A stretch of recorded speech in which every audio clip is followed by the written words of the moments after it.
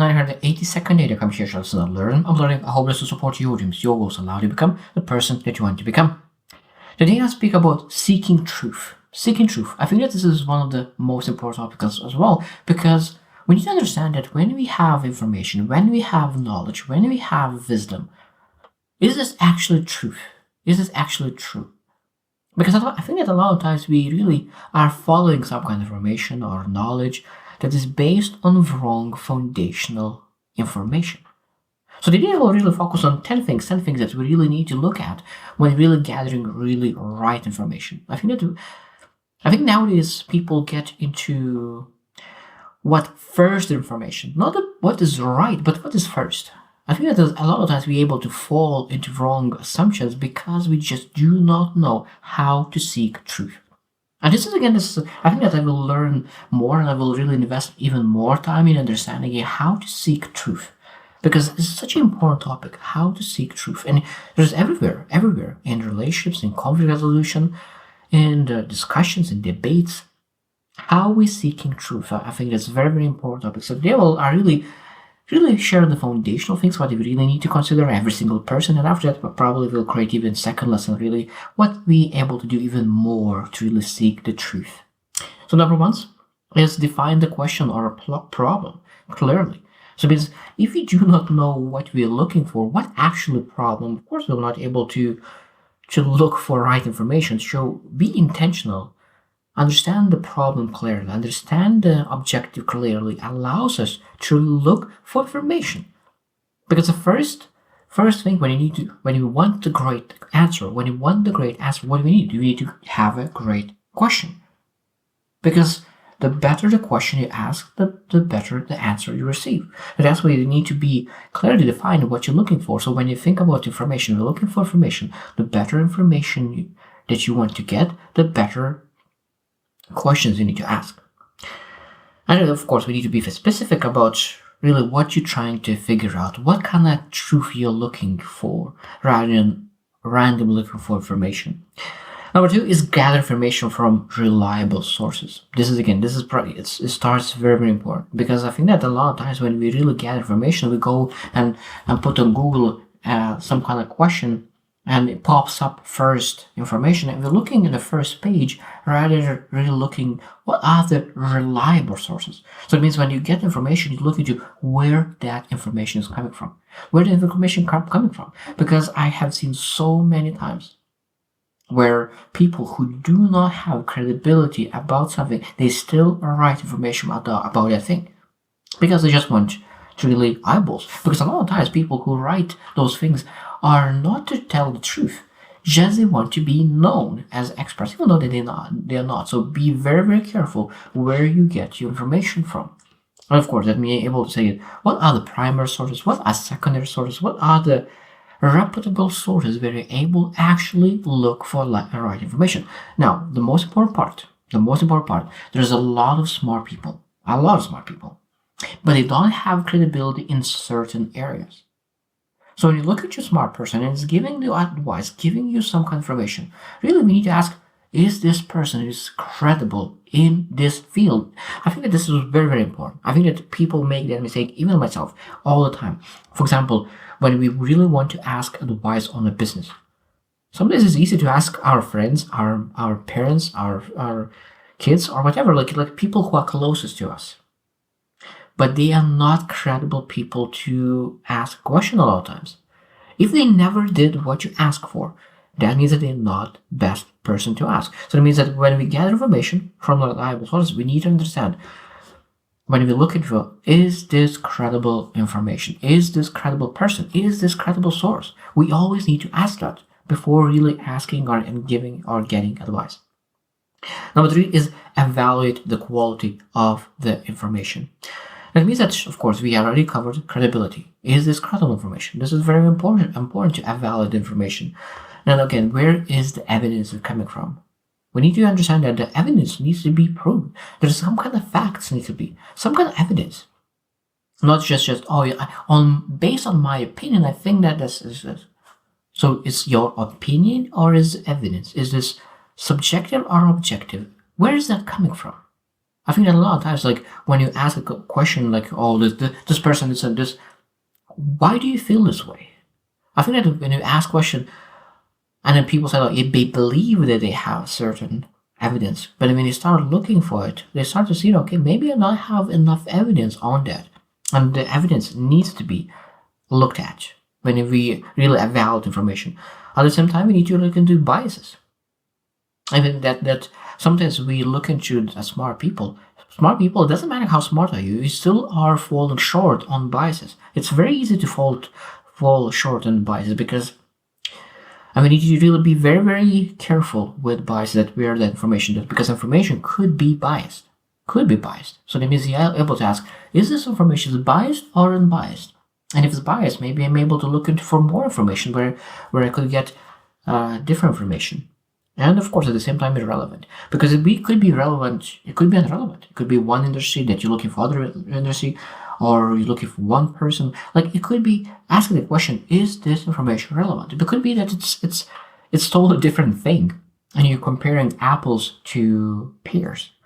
And of course, if you compare apples to pears, you'll never get information that you're actually looking for. Number 4 is cross-verify information. And this is when you want to destroy biases. What you need to do, a lot of times you need to really cross-verify.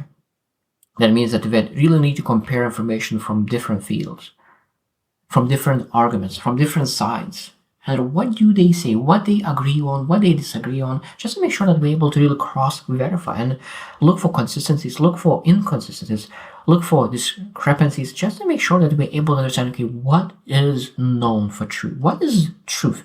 Because we know that sometimes it's like one and another thing could be truth.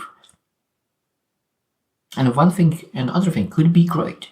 One thing could be terrible and the other thing could be terrible at the same time. So it means that sometimes it's not that which one is true or not, because both of them are true. But which one of those are more true? That sometimes is the most difficult thing to really understand. And that's again, we need to really cross-verify information to really understand what is the most true.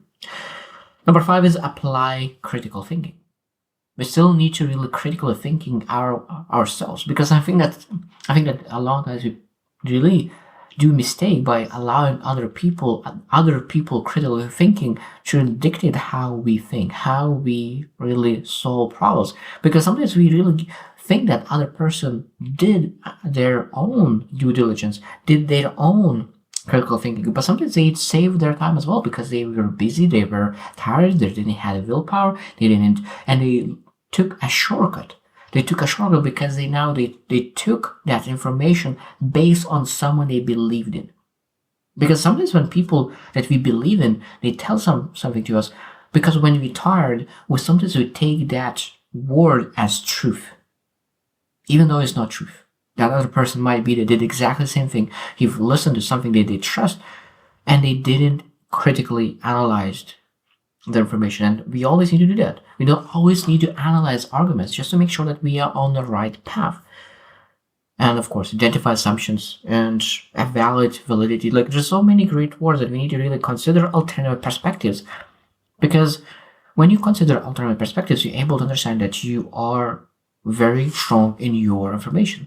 When you consider only one path and one path only, when another person comes in and brings some other idea, you potentially could feel threatened. But when you consider all the alternatives, when you really answer the questions, it doesn't matter who will come, who will share things, because you know what's going on. And you need to be open. You need to be open and listen and understand the person's perspective. But at that moment, you know that you did due diligence and you're open to other people's perspectives.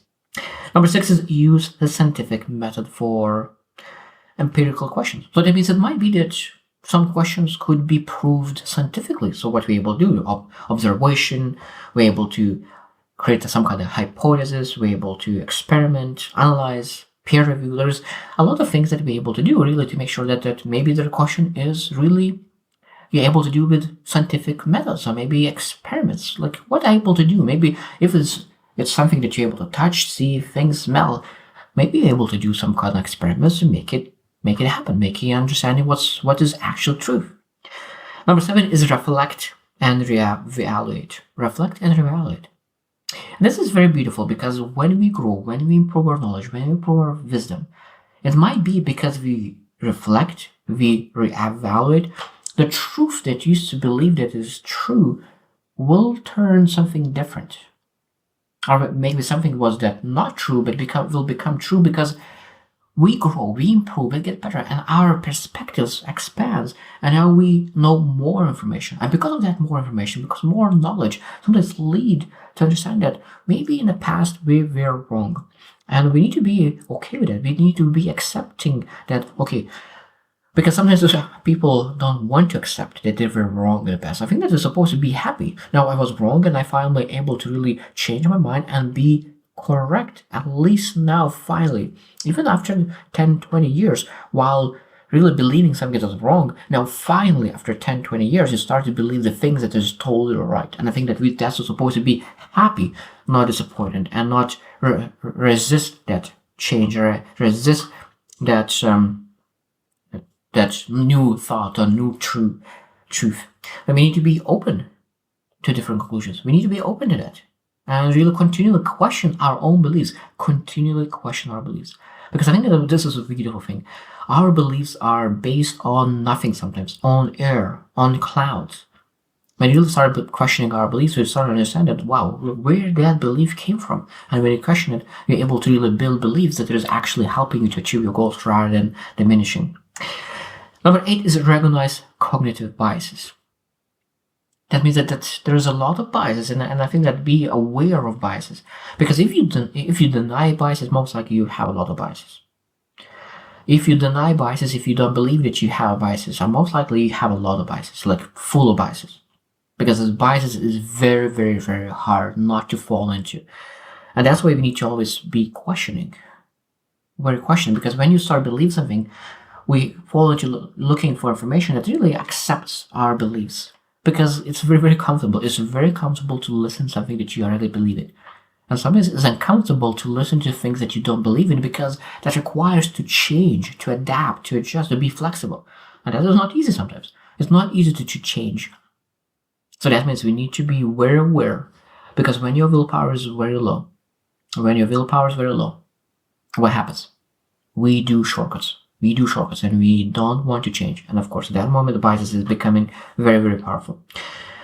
And of course, at the same time, we need to strive to mitigate any influence of those biases on your judgment. So that means that we need to really want to really challenge your beliefs. You want to make sure that you're on the best cognitive behavior. If you try to really do something when you're super tired and you review your beliefs, it's not going to work because we'll look for shortcuts.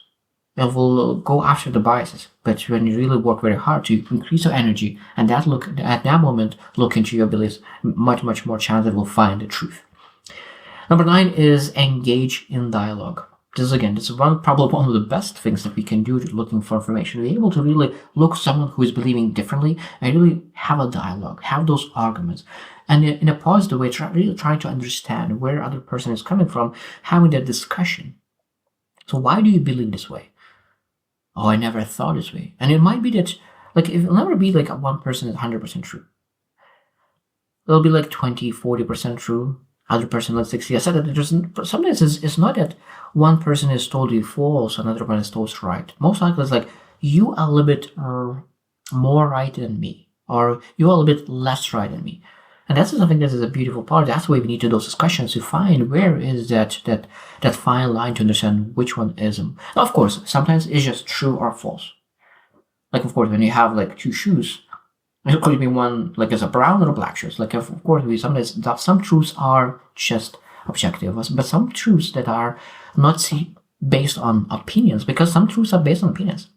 And that means there will be a lot of discussion, and we need to be willing to listen to other side's perspective and consider other people's viewpoints to really find and seek the truth. And number 10 is stay informed and updated. Stay informed and updated. And it's a beautiful part as well, because our understanding, our people understanding as a community of Earth people, our knowledge improves, our knowledge expands, and because of that means other people find things that we never knew before. And that's why we need to stay informed. We always need to, knowledge evolves, information evolves, physics evolves. There's a lot of things that people still find. So that means we always need to keep ourselves changing and find those new evidence that we could really be updated, informed, and really make choices based on the newest information rather than old information. Some information are old and will never change. But when we think about what kind of information changes and really question those things, I really adjust. I really keep up with developments in the field that you are investigating. Again, this is you're able to ask: is this field is changing? Is this field improving? Is this field worth investing my time into? And seek truth, because I think that seek truth is so powerful. And seek truth will be one thing that we able to do all our lives. Seek truth in how to develop leadership, how to be the best leader. This is be able to really seek truth, because different people will dictate how they see what the leader is. And because different people see leadership as total different things, that means that now when you go to one seminar about leadership and other seminar about leadership, it might be that those two leadership seminars will contradict each other what actually a leader is. So what are you supposed to do? You're supposed to follow this one person or the other this person. That means, and again, there will never be one true definition of what true actual leader is, because every single person needs to be led differently, and every single person wants to be leading differently. And I think that sometimes we're able to seek truth. We're able to find a way that we're able to be great to 80% of the people, but we'll never be able to find something that is working 100% all the time. So I hope that you've reflected. So how many beliefs do you have? How much information or knowledge do you have that you sometimes maybe didn't double check, maybe didn't seek the truth in those things? And I think that is a big mistake sometimes, to not really do due diligence on the information and beliefs that we have. Because if you do not do that, sometimes could lead to wrong decisions, and those wrong decisions will lead to wrong results, or results that you do not want. Because a lot of times, when you think about our results are based on decisions and the action that we take. So we need to look into how we make decisions and how we execute, just to make sure that we're able to get those results. So that seeking truth is allowing us to make better choices, better decisions. So I hope that you reflect, and I hope you'll choose to win, and see you tomorrow.